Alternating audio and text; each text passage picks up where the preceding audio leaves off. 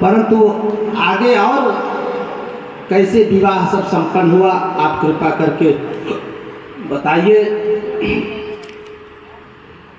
तब सुखदेव जी महाराज ने कहा कि आसीत सत्राजितः सूर्यो भक्तस्य परमाशका प्रीत तस्मै मणिं प्रादा सूर्यस्तुष्टः स्यमन्तकम्। कि एक सत्राजित नाम का राजा था। वो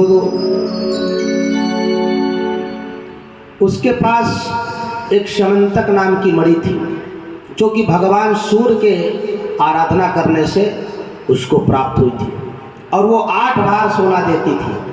8 भार का सोना का मतलब होता है एक भार में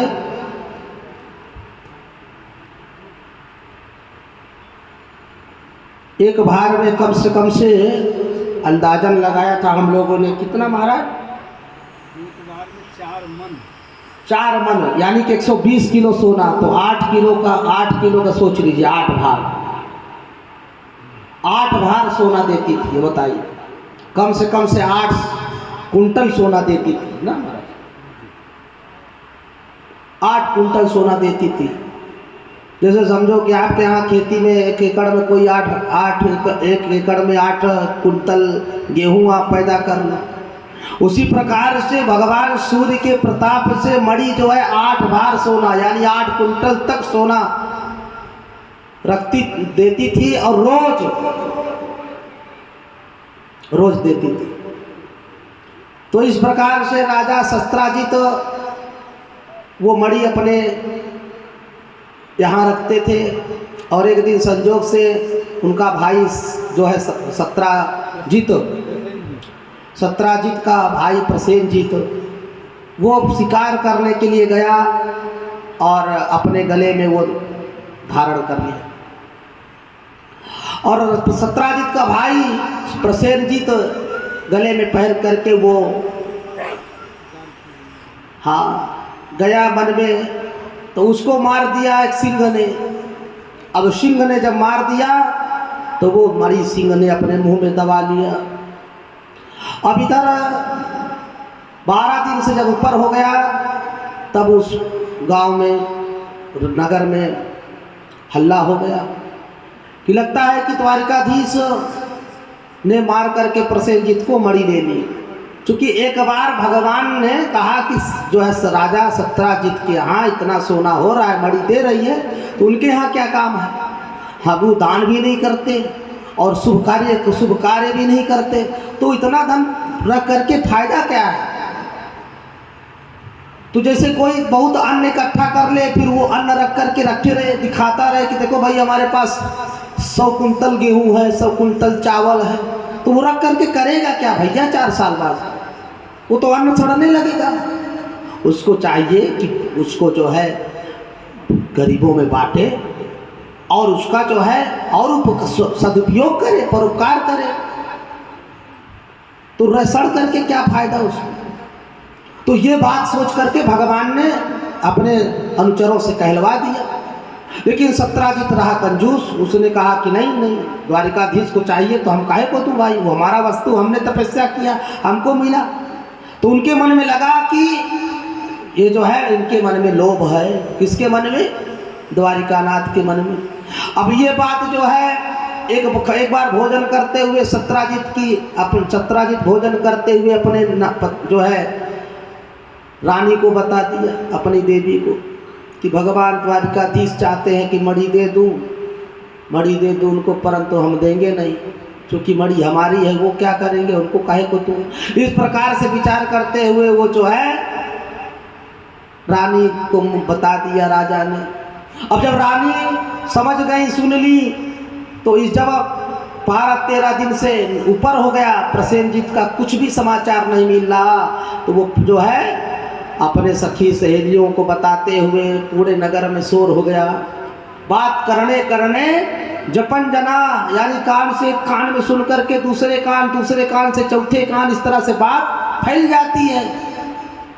तो इस तरह से जो है भगवान तक के कान में आ गई आवाज़। अब भगवान के जब कान में आवाज़ आई तो भगवान ने कहा ठीक है।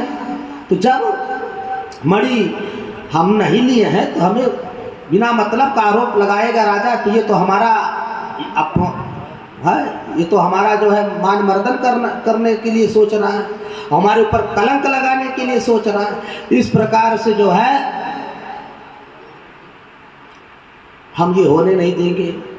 तब भगवान पहुँचे सत्राजित के पास, 4 मंत्रियों को लिया और मंत्रियों को बताया, जो है जो यंत्र विद्या में निपुण थे। बहुत से लोग होते, जैसे देखिए आज मैप बन गया, मैप का आविष्कार था, लेकिन अपने ही खोपड़ी दिमाग से लोगों ने मैप बनाया, सूचक दिशा सूचक यंत्र। अभी हम बैठे यहाँ हैं, हम सोचेंगे कि पूरब किधर है तो बता देगा यंत्र यहाँ पर है। तो उसी प्रकार से पहले भी थे ये हमारे भारतवर्ष में, पहले भी सब ऋषि मुनियों की खोज और यंत्र बिल्कुल सब काम करते थे, और ऐसा नहीं था इससे ऐसे यंत्र बना गए कि अभी आविष्कार करना मुश्किल है। ऐसे ऐसे आविष्कार हुए हैं कि आज का कोई वैज्ञानिक को आविष्कार नहीं कर सकता। ये हमें व्यासपीठ पर हम बैठ करके ये चिल्लाने का हमको कोई इनाम नहीं मिलेगा, लेकिन नहीं कर सकता। ये जो बात हमने संतों से सुना है वही बता रहा हूँ, और भागवत को प्रमाण दे करके बता रहा हूँ आपको। बहुत से ऐसे कार्य जो हुए हैं ऋषियों ने अपने तपस्या के द्वारा कर दिया, ऋषियों ने अपने तपस्या के सिद्धि के बल पर कर दिया, वो आज का कोई वैज्ञानिक कार्य नहीं कर सकता। भगवान कृपा करे तो जरूर हो जाए, कोई बात ये बड़ी बात नहीं है, परंतु संभव कलिकाल में नहीं है। तो इस प्रकार से जो है सब लोग गए, राजा सत्राजित को भी भगवान साथ में लिया, चलो राजन। अब इस तरह से जैसे जैसे प्रसेनजीत अपने नगर की ओर से निकला था, जिस दिशा में, उसी दिशा में भगवान ने सबको लेकर के चला। अब इस प्रकार से जब भगवान जब चले तो पहले तो देखे राजा प्रसेनजीत मरा हुआ, और राजा प्रसेनजीत को जब मरा तो उसके गले में तो जो है मणि थी नहीं। इसके बाद जो है उसी जो सिंह ने मारा था उसी सिंह के पैर के निशान से आगे बढ़े। तो जब आगे बढ़े तो एक विशाल गुफा दिखी, और उसी गुफा में सिंह मरा जो है मृत पड़ा हुआ था। अब उस गुफा में जब सिंह मरा पड़ा था तो इसके बाद भगवान अंदर प्रवेश किए। तो जब अंदर प्रवेश किए तो भगवान ने कहा कि देखो सब लोग, आप लोग इंतजार करना 8 पहर यानी 24 घंटा, और इसके बाद नहीं तो फिर 8 दिन, कितने दिन युद्ध क्या हो जाए, इसलिए आप इंतजार करना। और इस तरह से भगवान अंदर जैसे प्रवेश किए गुफा में, तो उसी समय जो है मणि की जो चमकाहट थी, उस मणि की चमक से भगवान को ज्ञात हो रहा था कि मणि यहाँ पर है। क्योंकि मणि में ऐसा प्रभाव होता है कि वो अंधेरे में उजाला प्रकाश पैदा करती है, और उसी प्रकार से मणि को जब भगवान दे करके आगे बढ़े तो उसी समय किसी के आने की गड़गड़ाहट या आवाज़ जामवंत महाराज को सुनाई दिया। और जामवंत महाराज जब किसी के आने की उनको सूचना लगी तो जो है एक जोर से घूंसा भगवान के छाती पे दे मारा। तो भगवान ने भगवान के छाती पे जब दे मारा तो भगवान उसके बदले में 2 छाती उस जामवंत के छाती में 2 घूंसा दे दिया। हिलो महाराज। अब इस तरफ से घूंसा घूंसी पटका पटकी चालू हुआ भैया। हाँ, घूंसा घूंसी भगवान।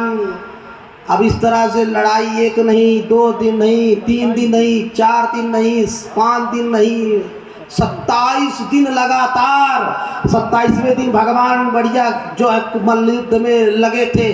पटका पटकी जोर से जामवंत जी को उठा करके जैसे भगवान ने पटका, उसी समय जो है जामवंत जी के सब अंग अंग में वेदना चालू हो गई। उसी समय जोर से याद आ गई, जय हो मेरे रामचंद्र, आप बस करिए, पहचान गया। बोल सियावर रामचंद्र भगवान की। काहे को ये वरदान मांगे थे ना, जामवंत जी को भगवान बोले चलो साकेत धाम। बोले महाराज देखो अभी गड़बड़ मत करो, हम बुढ़ापे में, हमको आपने सीधा हमको बुढ़ापे गए का हमको वो दे गए आप क्या ठप्पा कि आप हम किसी से मत लड़ो, आप वृद्ध हो गए हो, आपको लड़ना उचित नहीं है।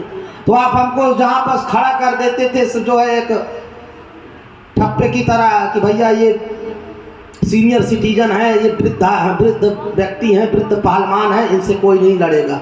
लेकिन महाराज हमें लड़ने की बड़ी आकांक्षा थी, हमारे अंदर तो इतनी आकांक्षा थी कि महाराज हम चाहते तो रावण को परास्त कर देते। रावण को एक चाटा मारे थे जामवंत जी, 120 मीटर दूर जाके गिरा था। कितने मीटर? हाँ, रावण ऐसा पहलवान, ऐसे साधारण आदमी नहीं कि रावण हम बोल देते रावण हे रबड़वा, ऐसे नहीं।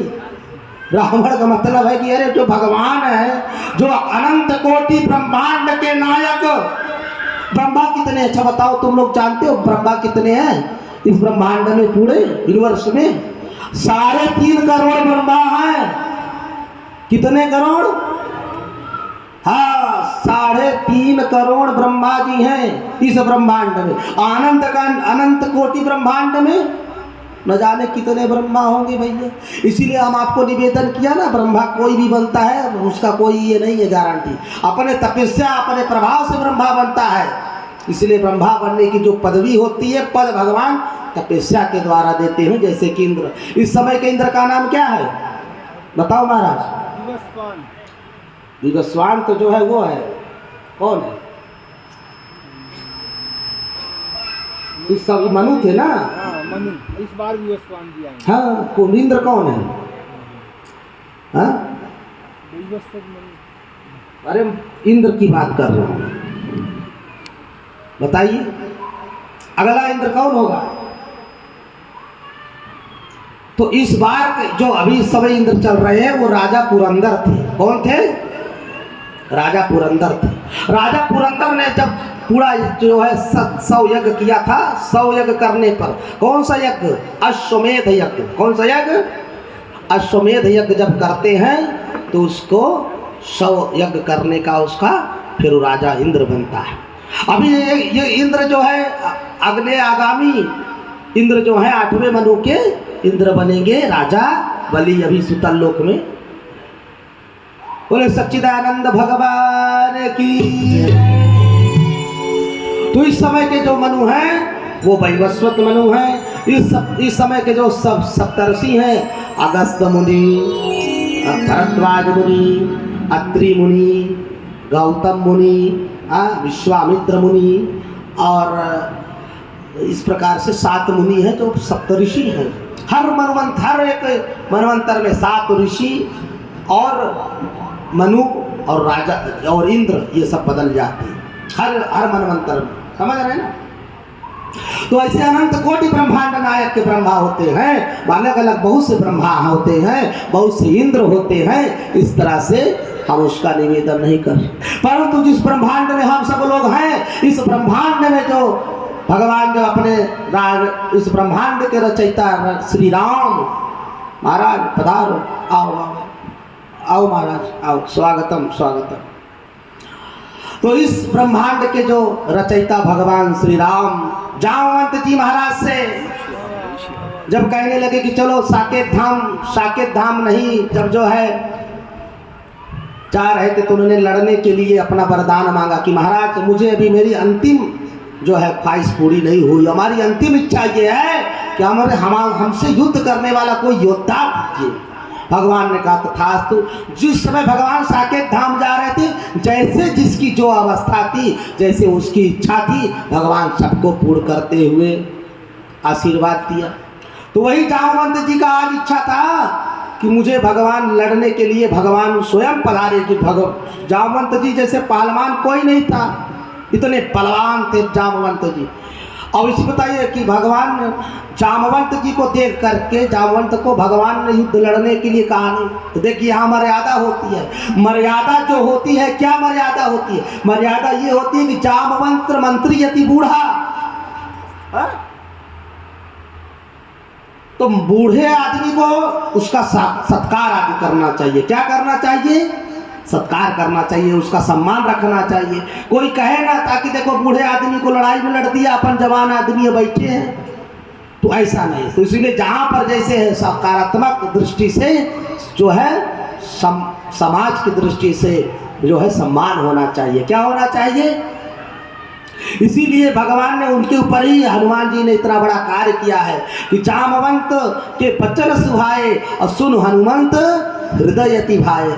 जामवंत के वचन सुहाए, क्या वचन कि चाहिए और भगवती का पता लगा करके आइए, इतना ही काम है। भगवान हनुमान जी ने जब अपना विशाल रूप दिखा दिया, बोले जामवंत क्या करें? अरे इस लंका को पृथ्वी, इस लंका को पाताल में डाल दें, इस लंका को उठा करके यहाँ ला करके खड़ा कर दें, क्या करें आप बताइए? जब इतनी अपनी सामर्थ्य दिखाए भगवान हनुमान जी, तो जामवंत जी ने कहा कि नहीं, वो आपका काम है कि आप कुछ भी कर सकते हैं, परंतु मेरा धैर्य ये है कि आप जाइए सिर्फ प्रभु की आज्ञा के अनुसार मैया का पता लगा करके आइए। अब दूसरा आदमी जामवंत की जगह पे होता तो कह ना देता कि जाओ लंका को साहब जितने भी है राक्षस सबको मुनेर करके, उनको सबको पीस करके, उनको चटनी बना करके और भगवती को लेकर के आओ। तो वो एक तो बात होता है कि गंभीरता, उतावलेपन की बात होती है ना। जैसे कि युवा में एक जो है जोश होता है, एक उतावलापन होता है। तो इसीलिए भगवान ने कहा मंत्री किसको बनाए? हाँ, कि जो निर्णय लेंगे वो सोच समझ करके। इसी प्रकार से जैसे कि बहुत से जो है देखिए विवाह हुआ होता है ना, तो उसमें जो है जिसको पेटी को वो समझाया संभाल देते हैं ना, पेटी का भार संभालने के लिए, देखो महाराज इसमें सोना है, इसमें कन्या का आभूषण है, इसमें कन्या की साड़ी है, इसमें सब कुछ है, महाराज पेटी संभाल करके और ब्राह्मण जी को कितना देना है, कहाँ देना है। तो वो बहुत अच्छा आदमी भी बैठाते हैं और वो सोच, पंडित जी बोलेंगे क्या मन रुपया, क्या 21 रुपये ही देते हैं फिर उस पेटी से निकाल के। तो सब चीज को समझते हुए काम करते। क्यों? क्योंकि जैसा कार्य करना है ताकि मालिक हमको कल जवाब न दे, सब लुटा दिए, सब साहब तुमको मालिक बना दिया सब, तो हर प्रकार का जवाब भी देना पड़ता है। उसी प्रकार से हनुमान जामवंत जी बुद्धियों बुद्धि के भी बड़े विवेकी थे। उसी प्रकार से जामवंत जी के वचन सुन करके हनुमान जी ने उनके हिसाब से ही काम किया। इसीलिए जामवंत जो है भगवान राम उनके अपनी मर्यादा में उनसे सिर्फ जो है कहा कि इनका सम्मान होना चाहिए। युद्ध कर लड़ने के लिए तो सब बड़े बड़े वीर पड़े हुए हैं, उनको लड़ने की क्या आवश्यकता है? तो इसीलिए सम्मान होना चाहिए। अब देखिए, अब ऐसे देखिए आप लोग आजकल बड़ों की बात सुनते भी नहीं हो। आप लोग बड़ा कोई भी माता पिता अपने बुजुर्ग राय देते हैं, हम नहीं सुनते हैं। सुनते हैं क्या? बड़े आए हो राय देने वाले, तुम चुप रहो अपना। आज सब कंप्यूटर का जमाना है, आज सब एडवांस टेक्नोलॉजी चल रही, क्या लोग बड़े बड़े बड़े बड़े वही पुरानी बात घिसी पिटी बात बोल रहे हो। परंतु नहीं, उनका सुनना चाहिए। अब समझ लो एक बार एक लड़की ने एक लड़का देखा, अब वो राज को जो है विवाह करने के लिए वो जो उसका लड़की का पिता ये घोषणा कर दी, देखो कोई बूढ़ा हमारे बारात में नहीं आना चाहिए। अगर कोई बूढ़ा आया हमारी बारात में, तुम्हारे बारात में, समझ लो तो वो हम विवाह लौटा कैंसिल कर देंगे, यानी कि वो बारात हम लौटा देंगे, हम विवाह अपनी कन्या का नहीं करेंगे। सब लोग जितने युवा थे सब आए, हैरान हो गए, परेशान हो गए, सोचे कि अब भाई करा क्या जाए। तो उसी समय सब लोग युक्ति सोच रहे थे। उसी समय सोचे ठीक है बूढ़ों को नहीं ले जाएंगे, वैसे भी जाके करना क्या है उनका, वहाँ तो बैठे बैठे सोना है वहाँ पर, तो सो घर में सोएं, काहे को जाएंगे वहाँ। तो उसी समय बात चल रही थी, तो एक जन ने कहा कि ठीक है कुछ तो अपने बाबा को ले चलो, दादाजी को ले चलो। एक ने कहा नहीं नहीं नहीं ना, उसी समय नाना जी सुन गए, ना ना गड़बड़ है, हमें तो ले चलो भाई।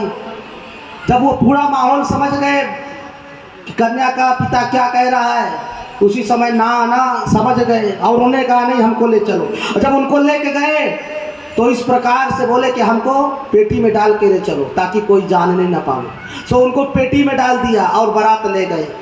बारात में सब जांच पड़ताल हुआ, पता लग गया कि भाई जो है कि बारात में कोई बूढ़ा नहीं आया। सब काम आगे बढ़ा अब जब आगे का जो प्रक्रिया होना था कि भाई विवाह करने से पहले एक बार हमारा शर्त स्वीकार करना होगा। 2 शर्त था, पहले हम चेक करें, पहले हम जांच करेंगे कोई बूढ़ा तो नहीं आया है, इसके बाद दूसरा प्रश्न हम वहाँ आने के बाद बताएंगे, और इसके बाद जब बूढ़ा तो कोई नहीं निकला, ये तो पक्का हो गया। इसके बाद कन्या के पिता ने कहा देखो भैया हमारे गाँव में जो नदी बहती है ना, इस नदी को जो है तुम दूध से भर दो, तभी हम अपनी कन्या का विवाह करेंगे।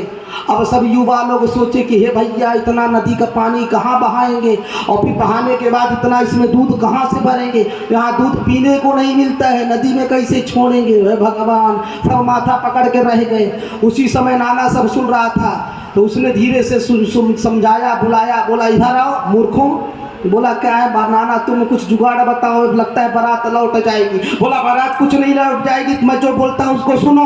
बोला हाँ नाना बताओ।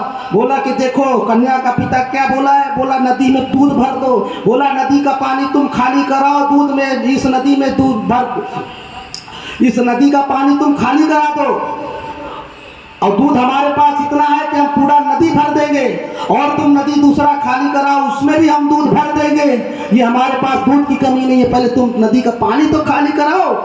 अभी जितना लेकर के सूचना लेकर के गया, कन्या के पिता से हुआ दहाड़ने लगा। तो क्या बोला, बोला तुम नदी खाली कराओ, हम दूध भर देंगे, इसमें एक नदी नहीं 2 नदी में भर देंगे। बोला ये बताओ तुम कोई तुम्हारे समाज में बूढ़ा है क्या। बोला नहीं बूढ़ा नहीं है। बोला नहीं बूढ़ा है बता दो। उसी समय नाना निकल पड़े, हाँ भैया हूँ तो क्या करोगे उसी समय। तो ये मतलब होता है, हम लोग सोच करके हैरान हो जाते हैं, उसका समाधान नहीं मिलता। लेकिन जो तरकीब सीखा है, जो अभ्यास किया है, एक्सपीरियंस लिया है, उसका बहुत बड़ा फायदा होता है। जो हमारे बुजुर्ग कहते हैं वो कभी गलत नहीं कहते, वो बात अंतिम में सिद्ध होती है। इसलिए बड़ों की बात मानना चाहिए। इसीलिए हनुमान जी बात माने, जामवंत के वचन सुहाए, सुनु हनुमंत हृदय दिभाए। बड़ों की बात जिसको अच्छी नहीं लगती फिर वो कुछ कर नहीं सकता। ऐसे ही देखो एक ट्रेन में चला जा रहा था बूढ़ा बेचारा, अब तो सवारा युवक आ गए। युवक ने सोचा कि बताओ आज कुछ समझ जो है मजा लेने के लिए, आनंद लेने के लिए कुछ नहीं मिला है आज, तो एक काम करते हैं ना, इस बूढ़े को परेशान करते हैं। तो बोला क्या करेंगे बूढ़े को। बोला चैन खींच देते हैं, टीटी आएगा तो बता देंगे कि बूढ़े ने खींचा और उसको जेल हो जाएगी, हम लोग मजा लेंगे। बोला ये तो बात ठीक है, लेकिन अगर टीटी ने हमको पकड़ लिया। बोला टीटी पकड़ लिएगा तो पैसा इकट्ठा करो, दे के मुंह बंद कर देंगे। अच्छा ठीक है। तो सब लोगों ने 9-10 लड़कों ने पैसा जमा किया, हो गया 1200, एक के खीसा में डाल दिया। बोला अब आगे, बोला हम चैन खींचते हैं। एक ने चैन खींच दिया, गाड़ी रुक गई प्लेटफॉर्म में, पुलिस घुसे, टीटी घुसे, कौन चैन खींचा। तब उस समय जब आ गए भाई चिन्हारी मिल जाती है, वो चिन्हारी मिल गई। अब लड़कों के पास टीटी आ गए। बोला बताओ तुम कौन चैन खींचा। बोला महाराज इसने खींचा। बोला क्यों तुमने खींचा, तुम्हें शर्म नहीं लगती, बूढ़ा हो गए तुम चैन खींचते हो। बोला महाराज, अब सोचा झूठ क्या बोलूं, और झूठ बोलूं तो वैसे ही जेल मुझे जाना है, तो ऐसा करूं। मैं दिमाग से बूढ़ा ने काम किया। बोला महाराज क्या करूं, चैन तो खींच दिया, लेकिन इनसे ये लोग हमको मार डालते, इसीलिए मैंने जो है चैन खींच दिया। इसीलिए अगर चैन नहीं खींचता, गाड़ी नहीं खड़ी होती, तो ये लोग बोले हम खिड़की से ढकेल देंगे तुमको, इसीलिए सरकार हमने चैन खींचा। क्या करूं हमने, और हमारे जेब में जो 1200 रुपये था वो भी लोगों ने चुरा लिया। क्या करूं सरकार, ये 10-12 थे, हमको डरवा रहे थे, धमका रहे थे, क्या करूं। और उसी समय सब पुलिस ने जेबा में हाथ लगाया, 1200 करेक्ट 1200, कुछ कम नहीं कुछ ज़्यादा नहीं। साबित हो गया ये लोगों ने चैन खींचा, और ये लोगों ने बूढ़े को परेशान किया, इनको पकड़ो ले चलो जेल। और जैसे ही डब्बे से उतर करके बाहर जाने लगे, 1200 रुपया भी बूढ़े को मिला और सम्मान भी मिला। और इसके बाद जैसे बच्चे लोग बाहर जाने लगे तो बूढ़ा ने मोछों में ताव दिया। बोला ऐसे ही मोचा नहीं पक गया हमारा, बड़े आए थे हमसे खिलवाड़ करने वाले। बोलो राधे राधे। तो ये जो होता है एक्सपीरियंस का, आप लोग क्या सोचते हो उससे पहले वो सोच करके वो सब उसमें भोग लिए। इसलिए जो हमको सजेशन देते हैं हमारे माता पिता, वो गलत नहीं देते हैं। हमारा उसमें अनुभव नहीं काम करता, हमारा उसमें तर्क नहीं काम करता, हमारा उसमें जो है जो अब मन का अभिमान रहता है, अपना ज़्यादा क्वालिफिकेशन, अपना ज़्यादा ज्ञान, उसमें हम तर्क देते हैं कि हमारे पिताजी ने। परंतु जो माता पिता कहते हैं, जो हमारे गुरु कहते हैं, वो सब अच्छे के लिए कहते हैं और उसमें वो बात तुम्हारा आगे के लिए तुम्हारे लिए फायदेमंद और तुम्हारा कल्याण साबित होगा। इसलिए जरूर अपने माता पिता का बात मानना चाहिए। बोले बाके बिहारी लाल की। तो इस प्रकार से जामवंत जी महाराज की भगवान ने इच्छा पूर्ण किया और इसके बाद बहुत जामवंत महाराज लज्जित हो गए, चरणों में गिर पड़े। भगवान एक काम करो, आप मुझे दर्शन दे दो। वही छवि, वही जो छवि भगवान आप धनुष बाण लिए थे, आप लेकर के मुझे दर्शन दे दो प्रभु, हम तृप्त हो जाएं। और इस प्रकार से भगवान ने दर्शन दिया। जामवंत जी महाराज तृप्त हो गए। अब बोले इतनी लज्जा थी कि भगवान के साथ मुझे युद्ध लड़न करना पड़ा, ऐसा अब इसके बाद क्या करूं। तो जामवंत जी ने कहा कि उनके पास एक सुंदर कन्या थी जिसका नाम था जाम्बवती, और उसी कन्या के साथ जामवंत जी महाराज ने कहा कि बूढ़े में मैं कहाँ पर ढूंढने जाऊं, जब आपके समान वर आया है तो फिर आगे दूसरा वर कौन ढूंढूं। इसलिए हे प्रभु, मैं अपनी कन्या के साथ, प्रभु श्री द्वारिकानाथ वर के साथ मैं अपनी कन्या का पाणी ग्रहण करता हूँ। बोल श्री रूप भगवान द्वारिकानाथ की। और इस प्रकार से भगवान द्वारिकानाथ ने जामवंती के साथ वर्ण किया। गिनते जाओ कितने नंबर? 2। अरे सुरुकमणी माता हो गई, अब जामवती माता कितनी? सत्यभामा।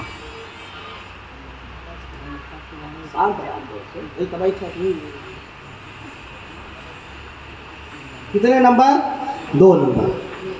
अब जो 2 नंबर है, इसके बाद सत्राजित बिचारा जब मणि लेकर के, अब जामवंत जी कहे भैया कन्यादान में ये मणि, कन्यादान में ये मणि। अब कन्यादान में जब मणि दिया तो फिर वो कन्यादान में मणि का भैया हम क्या करेंगे, तो मणि को दे दिया सत्राजित को। सत्राजित लज्जित हुआ, बहुत लज्जित हुआ कि भगवान को मैं बेकार का आरोप लगाया, और लज्जित होकर के उसने कहा कि देखो महाराज, अब मणि आप ले लो और ये हमारी कन्या जो सत्यभामा है इसका भी पाणी ग्रहण कर लो। और इस तरह से भगवान ने कहा देखो भैया, तुम मणि के लिए मुझे लांछन लगाए हो, कलंक लगाने के लिए सोच रहे थे, इसलिए हम मणि लेंगे नहीं। और अगर मणि ले भी लेते तो कल लोग तो यही कहेंगे, बात वही हो गई कि वो इसी मणि के लिए भगवान ने ये जो है ये सब जो बातें रची ये सब मणि के लिए था, इसलिए मणि मैं नहीं रख सकता। जो बात के लिए मुझे समाज में मेरी कोई प्रतिष्ठा ना रहे, उस वस्तु लेकर के हम क्या करें।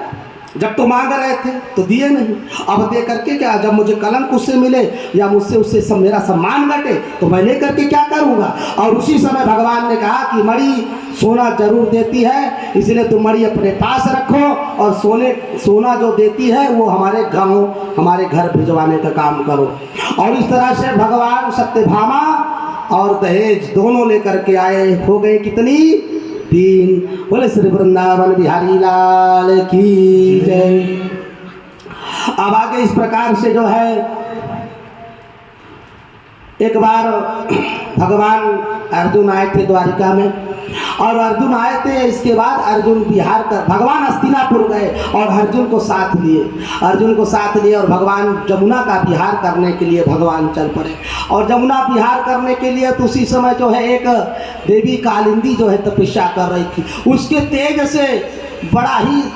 तेज से कालिंदी का जो तेज था तपस्या कर रही थी। उस समय भगवान जानने की कोई सती सावित्री जो है तपस्या कर रही है, तो भगवान देख लिए। तो उस समय अर्जुन से कहा जाओ देवी का पता लगाओ कि देवी कौन है। उस समय जब देवी जाकर के देवी से पूछा तो उन्होंने कहा कि मैं यमुना जो है मैं सूर्य भगवान की पुत्री हूँ और मैं यहाँ जमुना में रहती हूँ, इसलिए मेरा नाम कालिंदी है और मैं यहाँ पर रहती हूँ, निवास करती हूँ। मैं भगवान श्री विष्णु को वर को प्राप्त करने के लिए मैं तपस्या कर रही हूँ। तो भगवान से जा कर के बताई तो भगवान ने कहा फिर तपस्या कर रही हो तो तपस्या बंद करो, विवाह करो। अब द्वारिकाधीश तो आए हैं विष्णु भगवान, तो फिर इस प्रकार से भगवान ने कालिंदी के साथ जो है पाणी ग्रहण किया। बोल कालिंदी कृष्ण भगवान की। अब उज्जैन नरेश के राजा बिंद और अनुबिंद, उज्जैन नरेश के राजा बिंद और अनुबिंद, उनकी बहन थी मित्र वृंदा। क्या नाम था? मित्र वृंदा।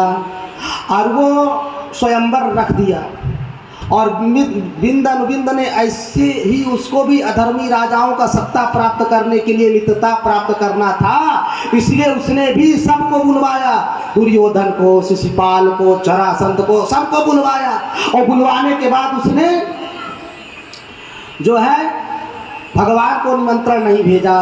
और मित्र वृंदा जो थी वो भगवान से बहुत प्रेम करती थी और भगवान को ही अपने पति रूप में मान लिया था, इसलिए भगवान भी पहुंच गए। जैसे रुक्मणी का हरण किया उसी प्रकार से भगवान ने मित्र वृंदा का, और उसके गले उन्होंने कहा, उनके भाइयों ने कहा, बहन जिसके तू गले में वरमाला डाल देगी वही तेरा पति हो जाएगा। तो उसी समय जब मित्र वृंदा जो है वो हार लेकर के जब घूम रही थी, उसी समय भगवान द्वारिकाधीश आ गए और द्वारिकाधीश के गले में मित्र वृंदा ने हार डाल दिया।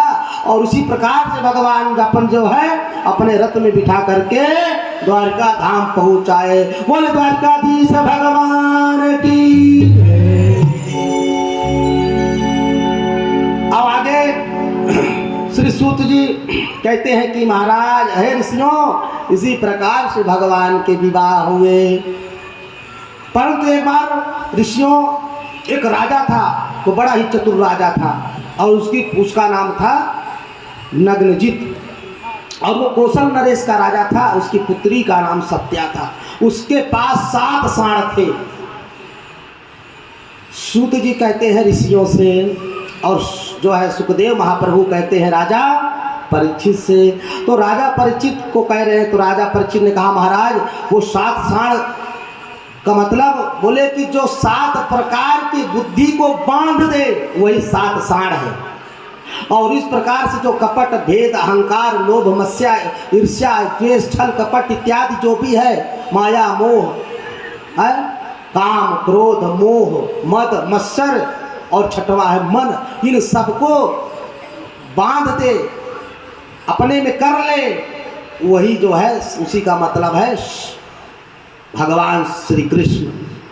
मन को बस में करना सरल बात नहीं है, काम को बस में करना सरल बात नहीं है। काम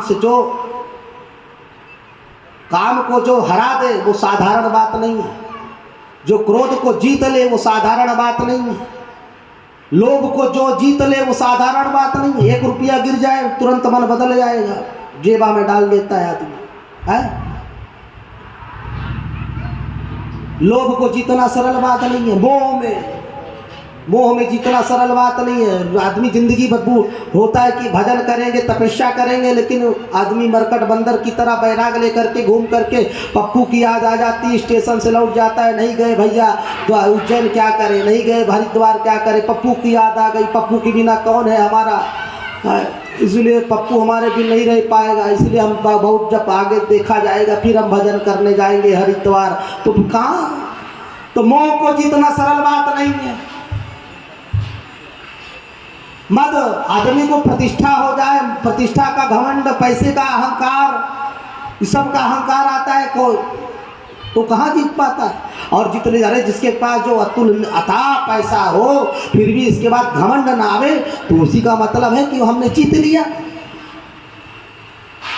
किसको बहुत ज़्यादा पढ़ा लिखा हो गया, बहुत ज़्यादा विद्वान हो गया, शास्त्रवेत्ता, पुराणवेत्ता, ज्योतिषाचार, फलानाचार, फिर उसको अभिमान ना आवे, तो ऐसा हो ही नहीं सकता है। हमको नीचे बिठा दिया है क्या? तो इस तरह से लोगों का अभिमान। और इसके बाद है ईर्ष्या, भाई किसके चल रहा है, इतना पर बरकत कहाँ से कर रहा है, अरे इसका कैसे कल्याण हो रहा है, ये कैसे दिन रात दिन इसके पास कैसे पैसा बढ़ रहा है, कैसे हर एक बाद एक गाड़ी लेने के बाद दूसरा गाड़ी ले रहा है। तो इस प्रकार से ईर्ष्या किसी के प्रति ना आवे तो वो कोई नहीं सकता। ईर्ष्या ना आवे इसके लिए हमें ज्ञान की जरूरत है। और ज्ञान जब तक सकारात्मक ज्ञान, आप ज्ञान का प्रकाश अपने भीतर नहीं डालोगे नहीं, तब तक नहीं भाई। दूसरे के ऊपर हमें जल करके क्या फायदा। फलाना कोई BMW से चल रहा है, 2W से चल रहा है, 3W से चल रहा है, क्या मतलब है। भगवान उसको दे रहा है। हमारे पास साइकिल है, हम साइकिल से यात्रा करेंगे। भगवान ने हमारे कर्म के अनुसार हमको साइकिल दिया है भगवान, बहुत अच्छी बात है, भगवान का हमारी कृपा है। परंतु ईर्ष्या हमारे अंदर जो बैठ जाती है, दूसरे का विकास देख करके जब हमारे अंदर ईर्ष्या बैठ जाती है, उस ईर्ष्या को अगर कोई जीत ले तो वही तो फिर परमात्मा, वही तो संत हो जाता है। क्या हो जाता है, रोम रोम अनंत। हाँ, जब प्रेम अनंत हो गया तो रोम रोम संत हो गया। तो सबसे प्रेम करना, सब में प्रेम करना, यही तो सबसे बड़ी बात है। तो इतना सरलता से, सहजता से प्राप्त नहीं होता, उसके लिए सब कुछ सीखने की जरूरत होती है, समझने की जरूरत होती है। और मन को एकाग्र कर ले, मन को कोई बस में कर ले, तो इस प्रकार से 7 जो घोड़े, जो बैल हैं, सांड है, वो राजा का वही मतलब है। तो जो जीता नहीं तो वो जो जाके बस सांडों को क्या कर सकता है। राजा ने कहा जो 7 को एक साथ एक रस्सी में बांधना है, जिसको कहते हैं नाथना है। तो बताइए, जिसके काम को सुने जीता नहीं, जो सुने क्रोध को जीता नहीं है, नमक में दाल में नमक ज़्यादा हो जाए थाली फेंक देता है व्यक्ति, है वो काहे को जीतेगा। तो इस प्रकार से जा करके भगवान के अलावा कोई नहीं जीत पाया। इसलिए जब भगवान ने एक ही साथ करके 7 सांड को पकड़ करके और रस्सी से भगवान ने बांध दिया, और उसी समय पुष्प वर्षा हो गई, सुमन वृष्टि हो गई, भगवान की जय जयकार हो गई। और उसी समय राजा भगवान के चरणों में गदगद हो गया। कुल द्वारिकाधीश भगवान की। और राजा नग्न जित ने अपनी कन्या सत्या का विवाह भगवान के साथ कर दिया। बोले श्री द्वारिकाधीश भगवान की। अब देखिए, माँ भगवान की 4 बुआ थी। कितनी बुआ थी? 4। और 4 बुआ थी, उसमें प्रथा माने कुंती बुआ, फिर एक बुआ और थी, उसमें चौथे नंबर की बुआ थी श्रुत कीर्ति। क्या थी? श्रुत कीर्ति थी। उनकी पुत्री जो थी वो भद्रा थी। और ये कैके देश में इनका बुआ का विवाह हुआ था, जो कि ये दक्षिण में ही होता है, दक्षिण में ही है कैके देश। और दक्षिण में ये परंपरा भी है कि बुआ की कन्या मामा के बेटे से हो जाता है। बुआ की कन्या से मामा के बेटे का विवाह हो जाता है, और मामा की कन्या से बुआ के बेटे में विवाह हो जाता है। इसको मंगल मानते हैं। क्या मानते हैं? अब श्रुत कीर्ति ने देखा समाज और समय, 2 चीज देखा, समाज और समय। और जब समाज और समय देखा तो उनको लग गया कि हम जिस कन्या को देंगे वो अधर्मी के पास जाएगा। इसलिए जो हमारा जो गोविंद इस समय जो परब्रह्म परमात्मा जो हमारे कृष्ण के रूप में बन करके आए हैं, तो उनको अपनी कन्या देने में, विवाह करने में हमारी कन्या का उद्धार हो जाएगा। ये जो 8 प्रकार की जो 8 प्रकार की जो शक्तियाँ हैं भगवान की, इन्हीं 8 प्रकार की जो भगवान की समय और शक्ति हैं, इसी से भगवान का विवाह हो रहा है। पराशक्ति 8 प्रकार है न पराशक्ति अनुभूति की वर्तते। 8 प्रकार की जो पराशक्ति है, परासमय है, उन्हीं के साथ भगवान का विवाह हो रहा है। और इस तरह से श्रुत कीर्ति भगवती ने अपनी कन्या जो है भद्रा का विवाह भगवान के साथ किया। और 8वां विवाह जो है मध्य प्रदेश के राजा जो थे, उनकी पुत्री थी सुलक्षणा, उसके साथ भगवान ने विवाह किया। इस प्रकार से कितना विवाह हो गया? 8 प्रकार का। और 8 विवाह जो है भगवान ने किए। तो 8 विवाह करने के बाद सुखदेव जी महाराज की वाणी से सुन करके जो है श्री परीक्षित महाराज गदगद हो गए। बोले सत्य सनातन धर्म की जय, बोले द्वारकानाथ भगवान की जय। आइए थोड़ा सा भगवान का भजन कर लीजिए। और सब लोग, चूंकि जो है मन बड़ा आलसी होता है, मन को जो है लोगों का मन आलसी भी होता है और मन घुमक्कड़ भी होता है, तो सब लोगों के मन में कुछ चल रहा है, इसलिए भजन करो। हाँ, अरे श्याम तेरी बंसी पागल कर जाती है, हे श्याम तेरी बंसी पागल कर जाती है, मुस्कान तेरी मीठी घायल कर जाती है, मुस्कान तेरी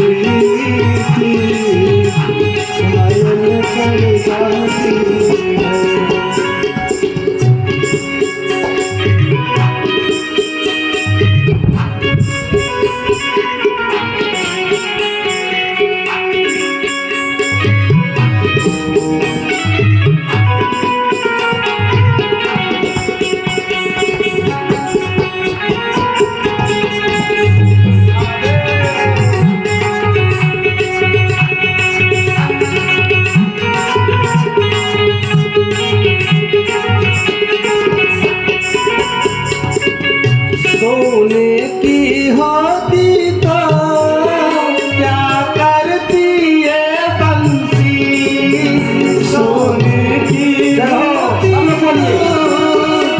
क्या करती ये बंसी, सोने की होती तो क्या करती ये बंसी, सोने की होती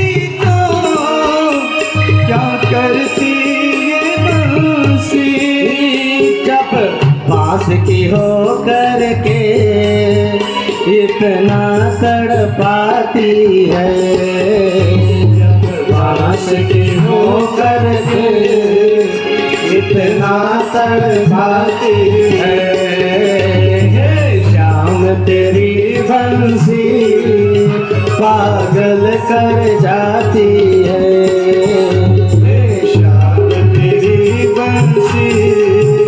पागल कर जाती है, मुस्कान तेरी मीठी घायल कर जाती है, मुस्कान तेरी मीठी घायल कर जाती है, श्याम तेरी बंसी, श्याम तेरी बंसी, श्याम तेरी बंसी पागल कर जाती है।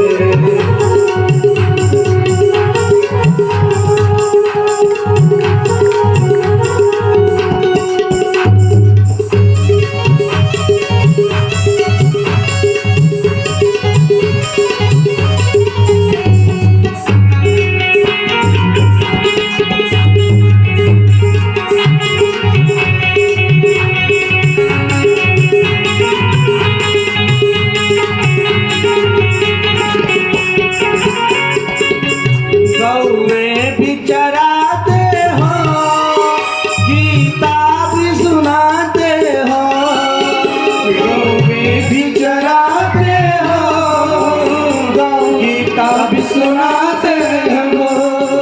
गौए भी गाते हो, गीता भी सुनाते हो, गौए भी चराते हो, गीता भी सुनाते हो, होली के उत्सव में हम शोभा भाती है,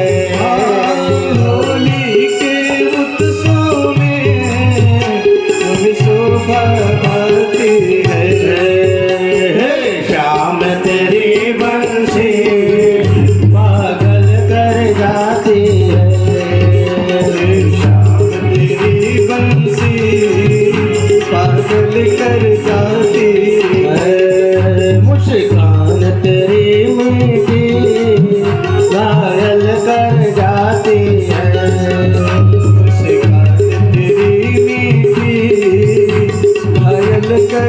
जाती है।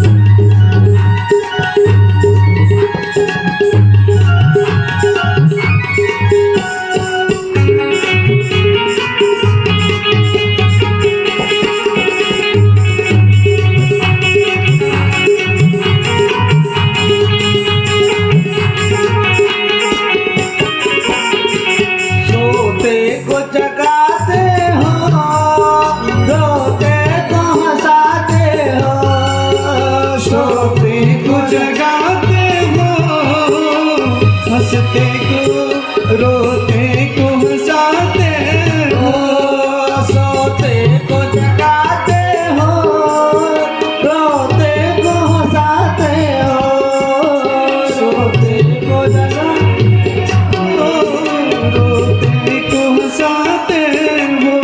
और रूठों को मनाने की कला तुमको आती है, रूठों को मनाने की कला तुमको आती है। शाम तेरी बंसी पागल कर जाती है, शाम तेरी बंसी पागल कर जाती है। मुस्कान तेरी मीठी पागल कर जाती है, मुस्कान तेरी मीठी पागल कर जाती है।